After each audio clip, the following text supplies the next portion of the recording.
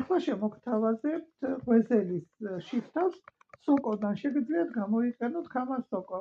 შეგიძლიათ გამოიყენოთ ნებისმიერი თქვენთვის სასურველი. ავიღებთ ამ სოკოს. როგორც წესი, სოკო იწმინდება კარგად, ოდები სისველი არ გაყვეს, ან თუ გარეცხავთ, მაგრად უნდა გაშრეს, ან მშრალი სამზარეულოს ხელსახოცით უნდა დაიწმინდოს.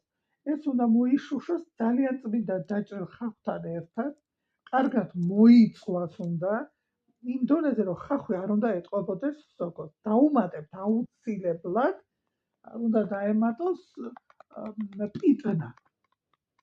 პიტნას რომ დაუმატებთ, მიცემთ მარილის გემოვნებით, ამას ყველაფერს კარგად აურევთ, მოშუშავთ და გადადგავთ. გააცივებთ და შეგიძლიათ გამოიყენოთ ღვეზელისთვის. გემრიელად მიირთვით, შემიძლია შემოგთავაზოთ მინიმალური პორცია, მაგალითად, სოკო შეგიძლიათ მიანგარიშოთ 100 გრამზე, ავიღოთ 100 გრამი სოკო, კარაქი ან ნებისმიერი ცხიმი 30 გრამი, ხახვი სადღაც 30 გრამი, შეგიძლიათ მარილი და წიწაკა, შეგიძლიათ უკვე გემოვნებისა მიხედვით. პიტნა 1 კონა ან კონა ნახევარი. პიტნა გამოყოფ სოკოს გემოს და იქნება არაჩვეულებრივი შიგთავსი. გემრიელად მიირთვით.